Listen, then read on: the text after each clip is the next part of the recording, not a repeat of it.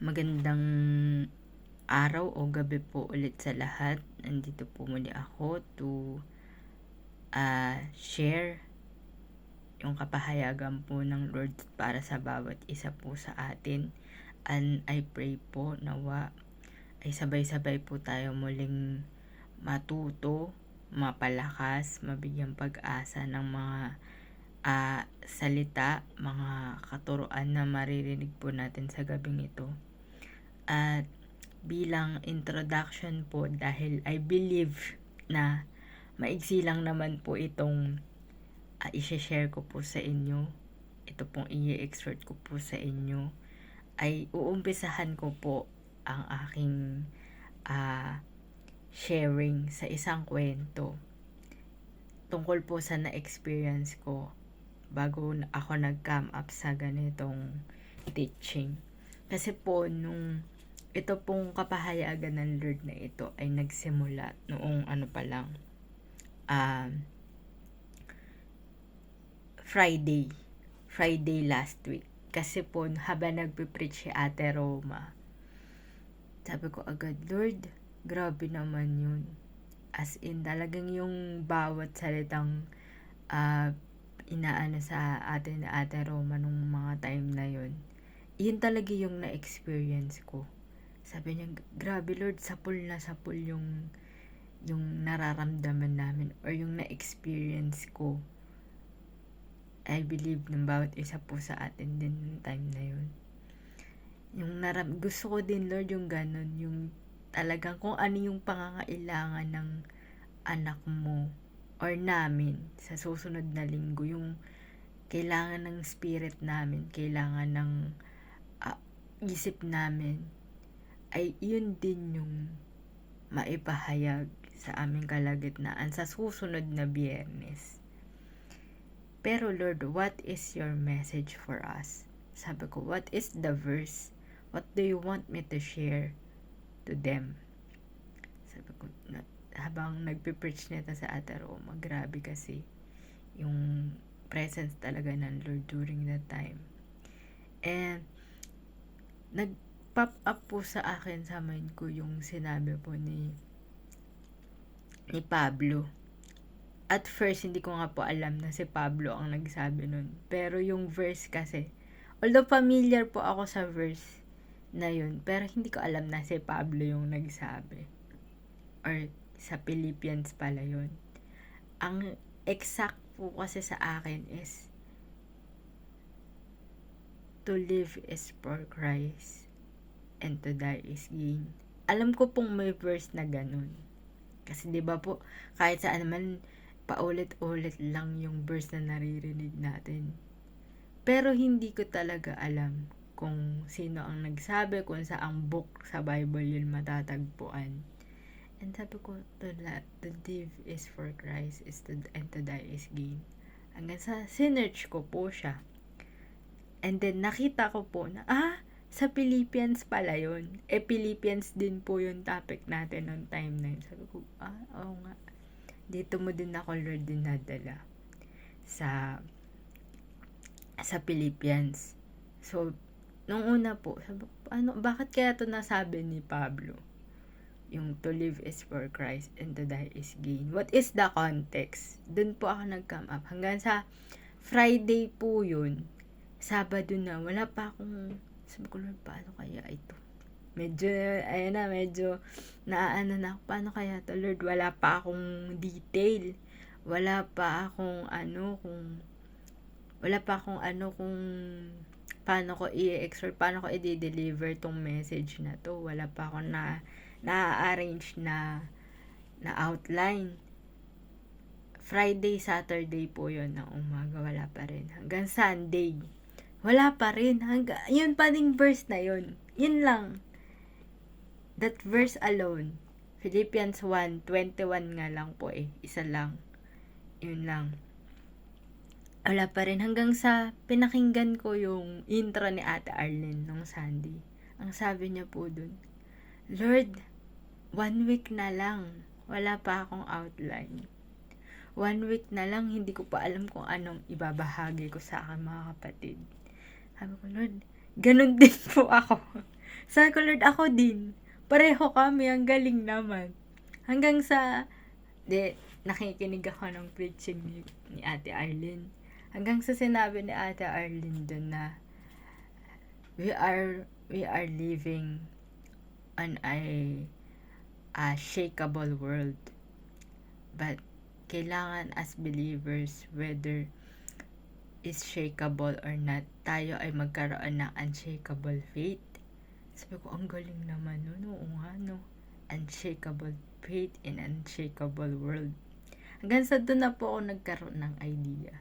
Sabi ko, hindi ko pa naman nababasa yung buong Philippians 1. So, why not basahin ko siya ng yung buong chapter 1 for me to understand the context. Kasi po, 'di ba? Yan naman ang kailangan natin, hindi tayo maligaw ng konteksto para hindi natin makuha yung wrong idea or wrong message na gusto iparating ng Panginoon. And then I read the whole chapter 1. Kung may time po kayo, basahin nyo rin. Sobrang nabe-bless talaga ako sa buhay ni Paul, na mapapasana all po kayo. And then, binasa ko po siya. And then, yun na, unti-unti, praise God, nakakamangha talaga ang Lord. Napasalamatan ko talaga ang Lord. Every time ay naaatasan po akong mag-exhort, lagi akong ganun. Kasi, di ba po, minsan, bulol-bulol ako, minsan nawawala ako sa idea or nawawala ako sa words kung anong sasabihin ko. But praise God, yung kapag ka po, lagi every time na tinatanong ko, Lord, what do you want me to preach? What do you want me to exhort to your brethren? Lagi pong may certain words, certain topic, or certain person or people in the Bible na ipapaalala niya sa akin. And I praise God for that. Na every time talaga walang mintis. And as I read the whole chapter, dun ko nakuha yung context. Kung bakit nga ba nasabi ni Paul. Kung ano yung sitwasyon ni Paul. Para praising na lang po kasi mahaba po yung chapter na yun. At kung may time po kayo, pakibasa nyo na lang po sa bahay nyo, sa mga free time nyo or sa mga quiet time nyo. Ang sabi po doon ni Paul, kaya pala niya nasabi yun, to live is for Christ and to die is gain. Nung mga panahon po na ito, nakakulong siya. Nakakulong siya dahil sa pangangaral ng salita ng Diyos. Ikinulong siya dahil sa ginagawa niya yung pinapagawa sa kanya ng Panginoon. At sabi ko, Lord, grabe naman yun. Nakulong dahil ginawa yung pinagagawa mo. And as I read further, na ang sinabi po din kaya nga po yung topic ko ngayon ay pinamagatan kong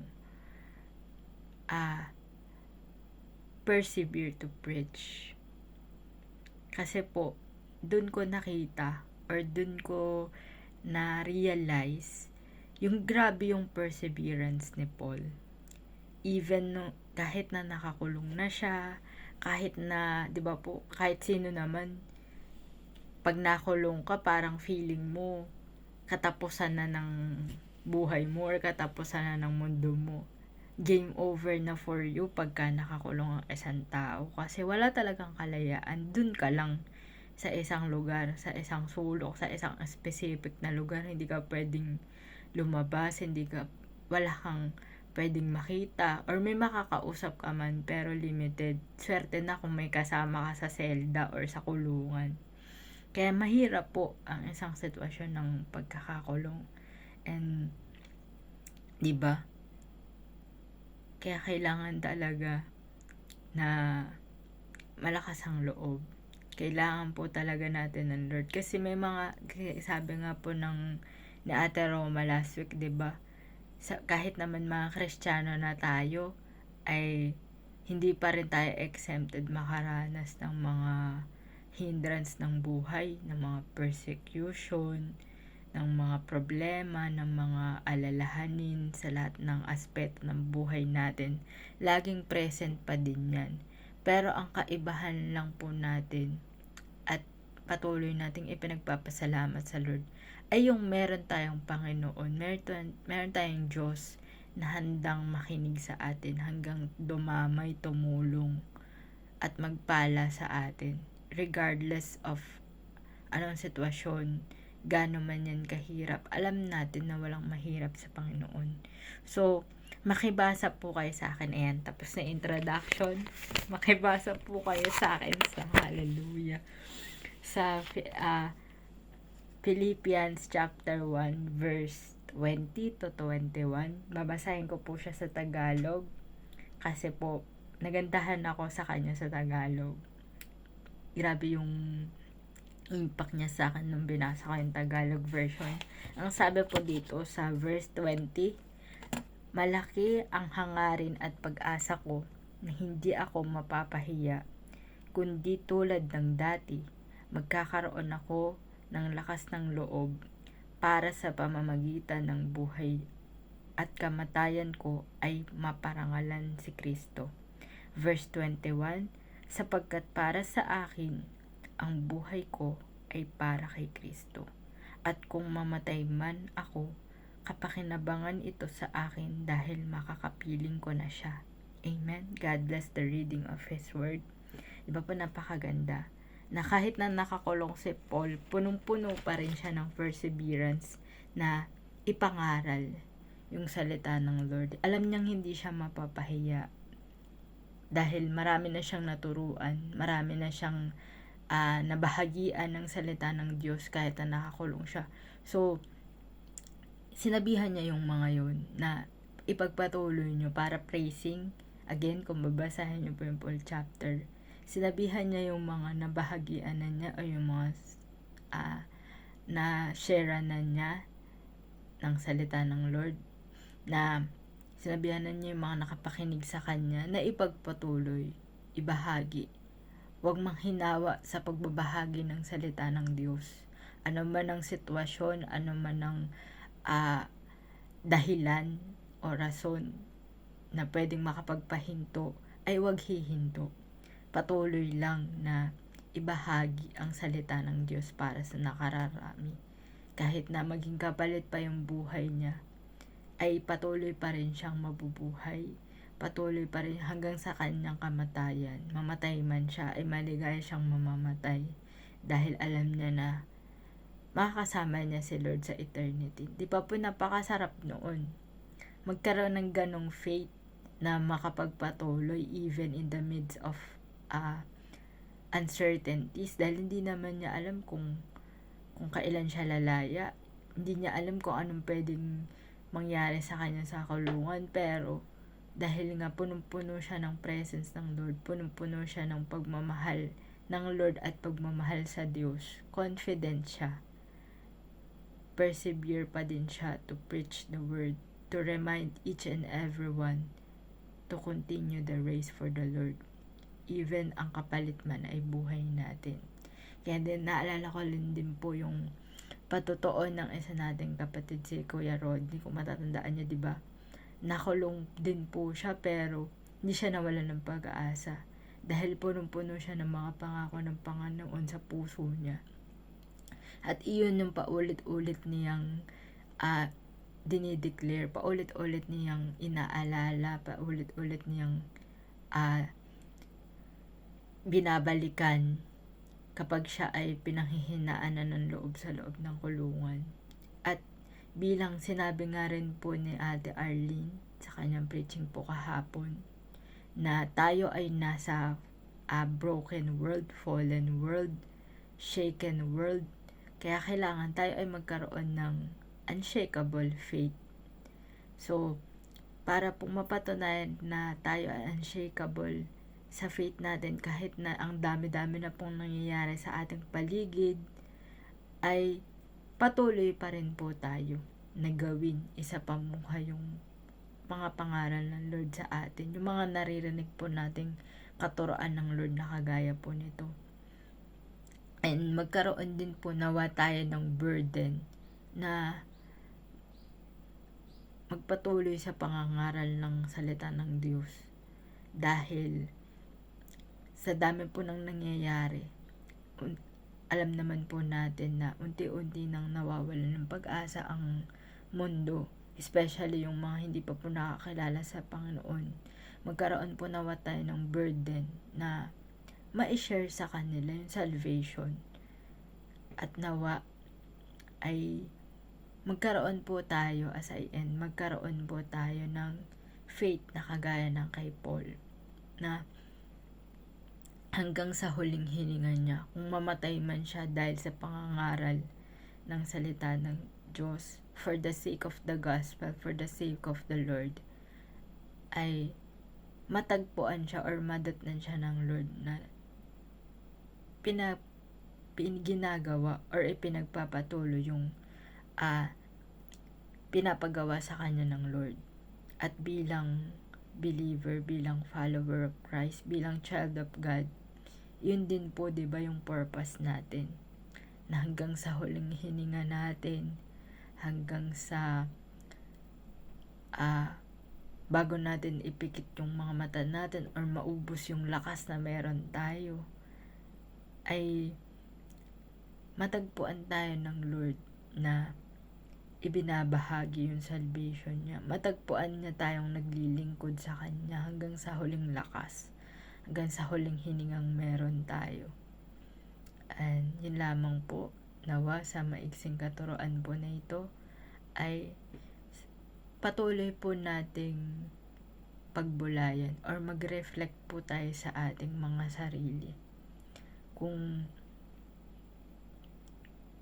tayo ba ay meron ng faith na kagaya ng kay Paul? Tayo ba ay meron ng puso, a servant heart na kagaya ng kay Paul?